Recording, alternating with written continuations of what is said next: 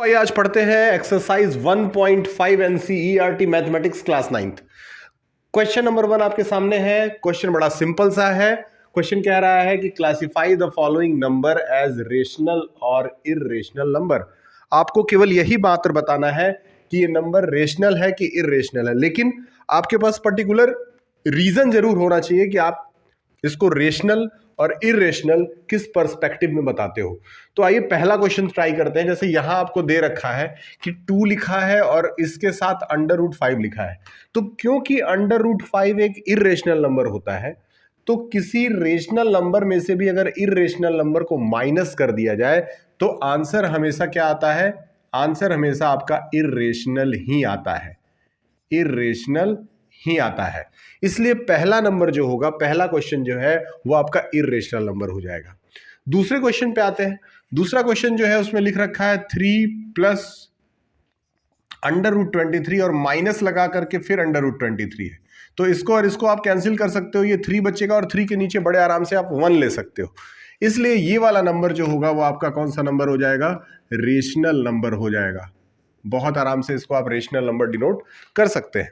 आइए देखते हैं तीसरे क्वेश्चन में। तीसरे क्वेश्चन में है आपका 2√7 और 7√7। ऊपर नीचे अगर हम √7 से मल्टीप्लाई करें, ये मैं इसलिए कर रहा हूं ताकि मैं इसको रेशनलाइज कर सकूं। रेशनलाइज करने के लिए तो ऊपर जो आपका आ जाएगा वो आ जाएगा 2 × √7 × √7 और नीचे आपका आ जाएगा 7 × √7 × √7। √7 कट गया, 2/7 आपका आता है। तो 2/7 को आप बड़े आराम से क्या लिख सकते हैं?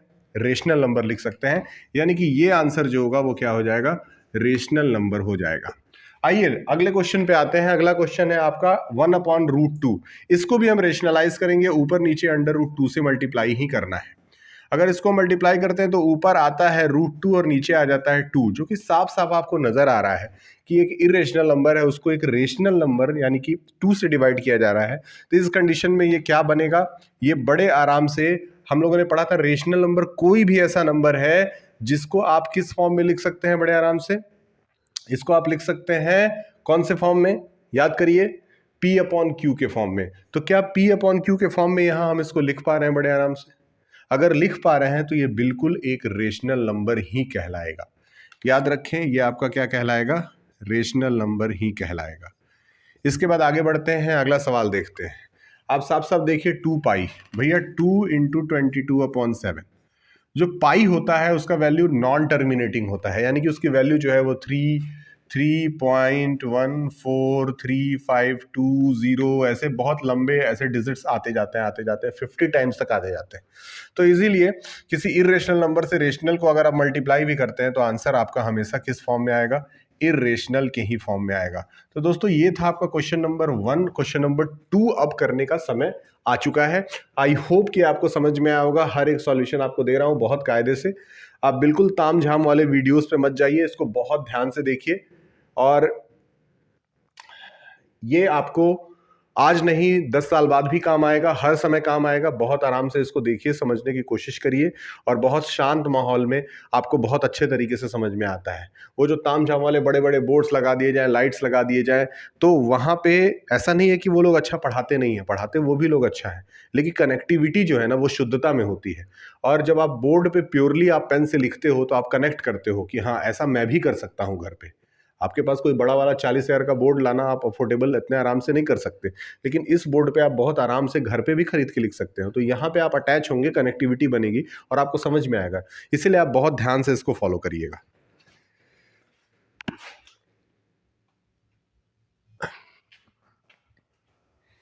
आइए दोस्तों लगाते हैं ये सवाल। क्वेश्चन नंबर 2 है और क्वेश्चन नंबर 2 में कह रहा है simplify each of the following expressions. 4 questions दिए हुए, बड़े आराम से इसको सिंप्लीफाई करेंगे। आप बहुत ध्यान से देखिए, पहला सवाल हम करते हैं। आइए देखिए, इसको करने का एक ट्रिक है। ट्रिक ये है कि जो भी नंबर पहले दिया हो उसको आप नोट कर लीजिए और ब्रैकेट लगा करके पूरा का पूरा आप इसके अंदर सिस्टम उतार दीजिए। फिर यहाँ पे साइन प्लस का है तो प्लस लगाइए और इस नंबर को लिख लीजिए √3 और पूरा का पूरा ये सिस्टम उतार दीजिए। बहुत सिंपल है, कहीं कोई परेशानी नहीं है। आगे देखते हैं। अब इसको मल्टीप्लाई करिए, 3 × 2 = 6। 3 को √2 से करेंगे तो 3√2 आएगा। कुछ बच्चे इसको मल्टीप्लाई करके √6 लिख देते हैं। ऐसा नहीं करने का है, यही करने का है, यही सिंपल है, यही सही है। अब इसको इससे मल्टीप्लाई करें तो फिर से आएगा 2√3, और इसको इससे मल्टीप्लाई करें तो अब देखिए √3 और √2 जब मल्टीप्लाई होगा तो इस कंडीशन में आपका आंसर आएगा √6। बहुत ध्यान से। तो अब ये पूरा का पूरा सॉल्व होने लायक है ही नहीं, क्योंकि सारे के सारे जो टर्म्स हैं वो अलग अलग दिए हुए हैं, इसलिए यही एज इट इज जो है आपका आंसर शीट में उतार दिया जाएगा। अगला क्वेश्चन है 3 + √3 और 3 - √3। बहुत सिंपल है, बहुत साधारण है, बहुत मन से कर सकते हैं, इसको ध्यान से देखने की कोशिश करेंगे। आइए फिर से वही करेंगे। देखिए यहाँ पे एक ट्रिक है और यहाँ एक फॉर्मूले का इस्तेमाल होगा। कैसे हम लोग फॉर्मूला इस्तेमाल करेंगे उसके बारे में देखते हैं। कह रहा है कि ए, अगर मैं इसको ए मान लूँ और इसको बी मान लूँ तो बीच में प्लस लगा है, यानी a + b है, और इसको a - b लिख सकता हूँ। इसका फॉर्मूला होता है a² - b², यानी कि इसको हम कैसे रिप्रेजेंट करेंगे, ध्यान से समझते हैं। a² - b², तो ये a था, ये b था, तो a का स्क्वायर यानी कि 3 का स्क्वायर हो गया, और -√3 का स्क्वायर हो गया। तो यहाँ पे क्या आ गया, 9 आ गया, और ये -3 आ गया, सॉरी ये 3 आ गया, क्योंकि √3 का स्क्वायर तो 3 ही होगा। तो इस कंडीशन में आंसर कितना हो जाता है, 6 हो जाता है। ये बड़ा सिंपल क्वेश्चन था, लेकिन इसको आप इस फॉर्मूले के हेल्प से लगाओगे तो ये आपके लिए और भी ज्यादा सिंपल हो जाएगा। इसके बाद आते हैं क्वेश्चन नंबर 3 पे। क्वेश्चन नंबर 3 जो है √5 + √2 का होल स्क्वायर है। ये भी बड़ा सिंपल है, बहुत कायदे से लगाने की कोशिश करते हैं। आइए ये आप लगाएंगे इसमें a + b के होल स्क्वायर का फॉर्मूला होता है a² + 2ab + b का स्क्वायर। आइए तो a का स्क्वायर करते हैं तो √5 का स्क्वायर हो जाएगा, प्लस √2 का, प्लस 2ab करना है तो 2 × a × b, और प्लस b का स्क्वायर यानी √2 का स्क्वायर। तो √5 का स्क्वायर क्या होगा, 5, प्लस ये से मल्टीप्लाई हुआ तो क्या हो गया 2√10, और प्लस √2 का स्क्वायर क्या होता है 2। तो 5 और 2 मिला के कितना हो गया 7 + 2√10। ये आपका इसमें आंसर आ जाता है। अगले वाले क्वेश्चन में भी देखिए a + -b और a + b के फॉर्म में दिया हुआ है, जस्ट एज इट इज जो ऊपर दिया हुआ था। इसको भी उसी तरीके से ब्रेक कर लेते हैं। तो √5 क्या बन जाएगा, √5 का स्क्वायर माइनस √2 का स्क्वायर। तो √5 का स्क्वायर कितना होता है प्यारे बच्चों, √5 का स्क्वायर होता है 5 और √2 का स्क्वायर होता है 2, यानी कि आंसर आ गया आपका 3। तो इस तरीके से ये चारों क्वेश्चन आप लगा सकते हैं। ये था आपका एक्सरसाइज 1.5 का क्वेश्चन नंबर 2, जिसमें 4 पार्ट्स दिए हुए थे। अब हम करेंगे क्वेश्चन नंबर 3।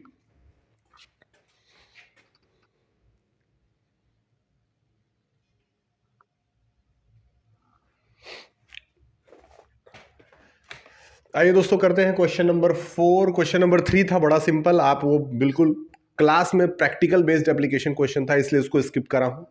हम आते हैं क्वेश्चन नंबर 4 पे, represent 9.3 on a number line. बहुत सिंपल सवाल है, बहुत ध्यान से समझेंगे, बड़े आराम से समझ में भी आएगा। आइए सबसे पहले 9.3 बनाने के लिए आपको एक 9.3 सेंटीमीटर लंबा लाइन बनाना होगा। सपोज कि ये आपका लाइन है ए बी और इसकी लेंथ है 9.3 सेंटीमीटर।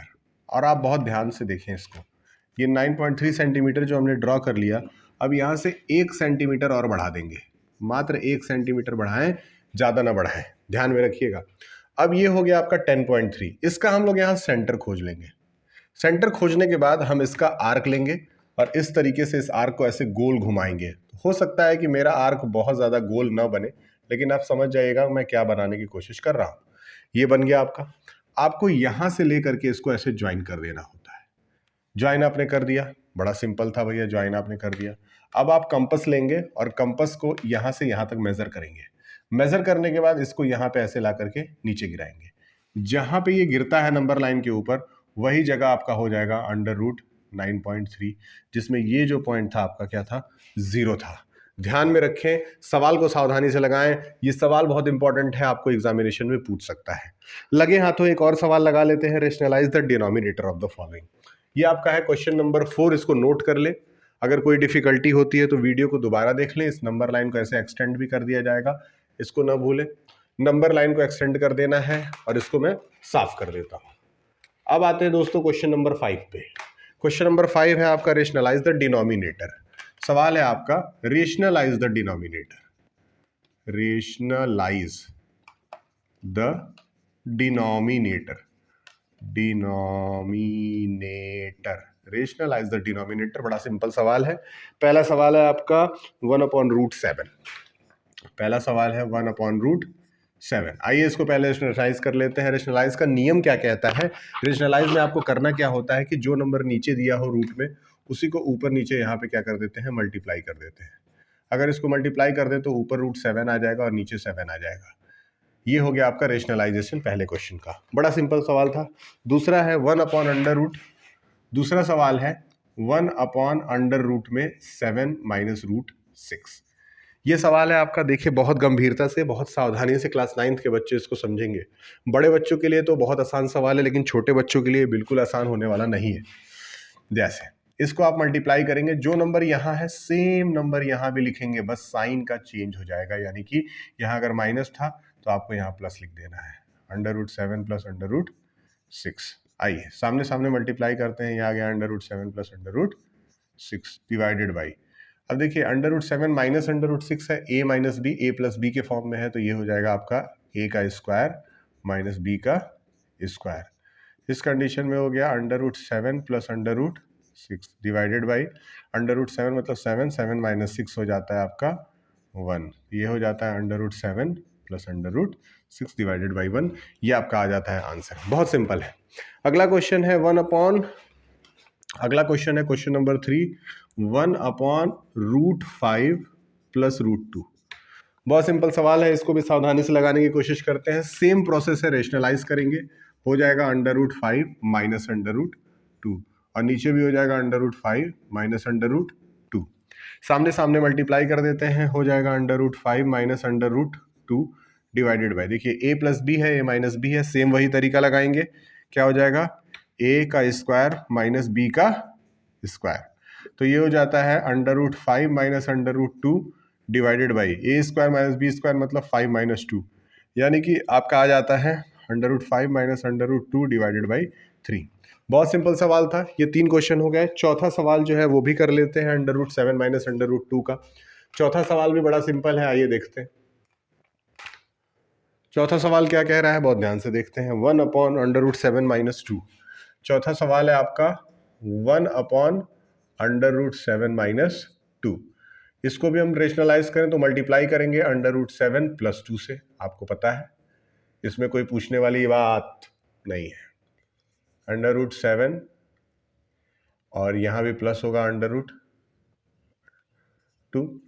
ऊपर सामने सामने मल्टीप्लाई 1 से होगा तो कोई भी प्रभाव नहीं पड़ने वाला इसके ऊपर, लेकिन नीचे इसके ऊपर बड़ा प्रभाव पड़ेगा, क्योंकि यहाँ पे हम लोग करने वाले हैं क्या, अंडर रूट 7 का स्क्वायर माइनस अंडर रूट 2 का स्क्वायर। तो under root 7 plus 2 divided by under root 7 का स्क्वायर 7 हो गया माइनस 2, यानी कि नीचे आपका क्या आ गया 5 और ऊपर क्या आ गया अंडर रूट 7 प्लस 2। ये हो गया आपका आंसर। तो ये ध्यान में रखिएगा। ये था आपका एक्सरसाइज 1.5। अब अगले वीडियो में हम लोग करेंगे एक्सरसाइज 1.6। तब तक के लिए चैनल को जरूर सब्सक्राइब कर दीजिए, ये बहुत इंपॉर्टेंट बात है, मैं बोलना भूल गया। ये चैनल को जरूर सब्सक्राइब कर दो। चैनल को सब्सक्राइब कर दीजिए ताकि वीडियोस आप तक पहुंचते रहें। वीडियोस के व्यूज बहुत अच्छे नहीं आ रहे हैं, लेकिन उम्मीद करते हैं कि फ्यूचर में अगर लगातार मेहनत करते रहें तो ज़रूर अच्छे व्यूज़ आ सकते हैं, ज़रूर अच्छे व्यूज़ आएंगे। सब भोलेनाथ की कृपा है और हमारा काम है मेहनत करना, आपका काम है मेहनत करना। बाकी सब कुछ भोलेनाथ पे छोड़ दीजिए, मेहनत करते रहिए, सफलता आपको ज़रूर मिलेगी।